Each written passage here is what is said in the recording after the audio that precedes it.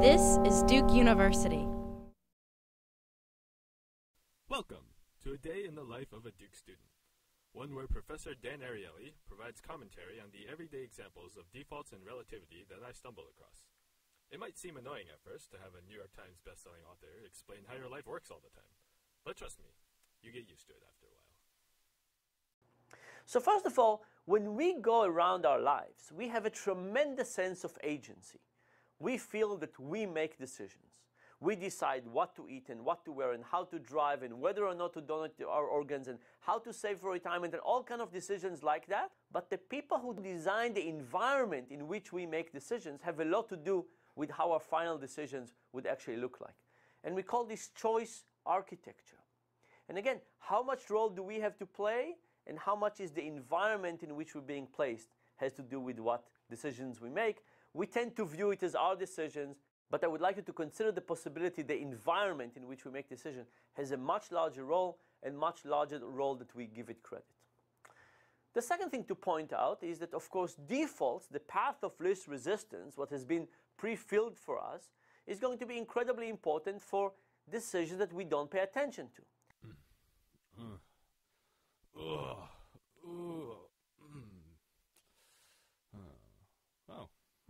So today I'll only be 10 minutes late. Progress. Oh, no. Please don't leave. Oh, come on. Why do they always leave at the last minute? It's even worse when you see them just run away. Teases. When would you be more unhappy? If you missed a flight by 2 minutes or by 2 hours? And we all realize the 2 minutes. Now why? Why is it 2 minutes? Because you can imagine it many ways that you would have made it. So this other reality doesn't have to be somebody else. It could be your own reality. And it says, if only I had this reality. Whew, all right. Class time. Today is relativity and defaults. Should be pretty, riveting. Right? And defaults are exactly in the way these chairs are arranged. Right? These chairs were arranged in some way by somebody, and we all fall into it. Oh, crap. It's amazing how you're able to fall asleep in every class. Yeah, well, I'm narcoleptic. Jerk. Defaults are in the size of the portion that you get when you go to eat lunch. Somebody else decides what the portion is, right? How many of you do anything else but finish whatever was given to you? Okay, what do I want? I'll have the chicken cordon bleu. Yes, merci, mademoiselle. I'm so fancy. I'll have the grits too. Yeah. Pile them on. Yeah, I guess I should get some asparagus, huh? Veggies. Keep mom happy. Yep, alright, thank you. Be feasting tonight. We don't eat with our stomachs, we eat with our eyes. Right? This is why if we have a big plate, we eat a lot. If we have a small plate, we eat a little. If you go to a bar and you eat chicken wings, imagine one situation in which all the bones remain on the table, and you can see the little mountain that reminds you how much you've eaten. And in the other case, a waiter comes and clears the chicken bones. What happens? When they clear the chicken bones, people eat much more. You don't have a memory of how much you've eaten, and therefore people eat more.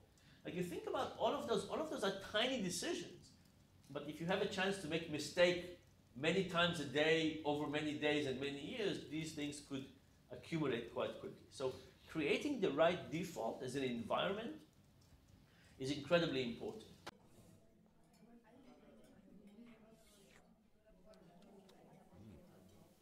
That was good. Hey there. So you're not counting calories clearly. Ouch. I'm on a diet, actually. It hurt my self-esteem. Man, I have so much work today. Should have gone to UNC.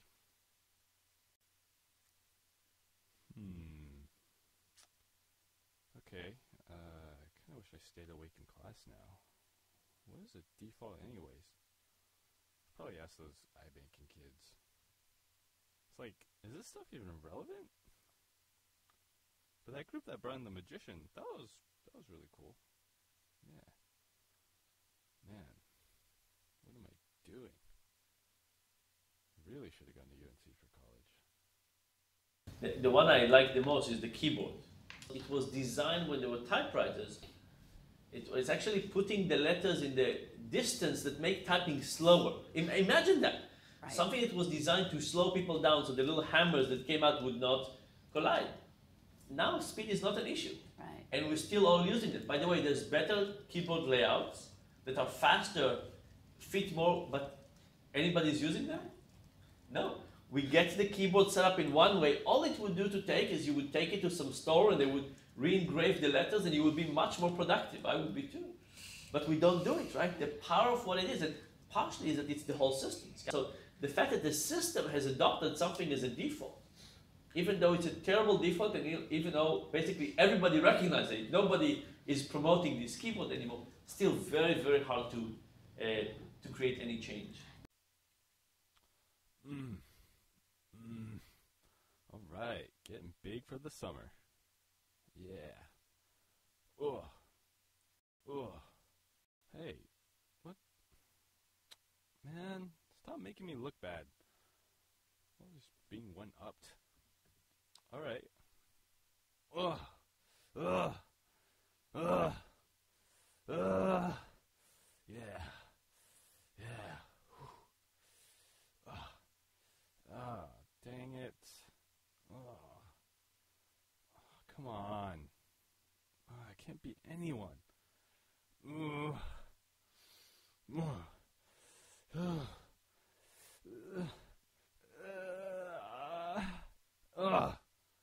Dang it. Alright, you win. Imagine you were an elephant seal. If you're an elephant seal, your main objective in life is to get all the females you can get. And to do that, you want to be the biggest. The biggest elephant seal basically gets all the females, second biggest gets a few, and then it's over. Now, if you're an elephant seal, what do you want to do? To be the biggest. So if you're second biggest, are you happy? No, you're trying to be the biggest. So elephant seals try to be the biggest and the biggest and the biggest, and as they become so big these days, they basically die at a young age from vascular problem and heart problems. And sometimes they even crush the females when they cope with it, right? Not a good outcome, but if you're the second biggest, what are you going to say? I'm not playing, I'll go back and be skinny. No, you're trying to be the biggest, right? So the pressure for competition and relativity is very tough. So we are designed for competition, and we're designed for relativity, and I think that if we leave it to our own accord, it will be incredibly hard to fight. Yeah, I'm done with this. I don't think I get it. I don't see where defaults are in my life. It's not even useful. To try to make what we're learning more applicable. So the idea here is that defaults are neither good nor bad. They're just everywhere, and we have to understand and recognize them, and we have to think about when are they working for us and when are they not working for us. And by looking at it carefully, I think we can actually get people to make better decisions. Produced by Duke University, online at duke.edu.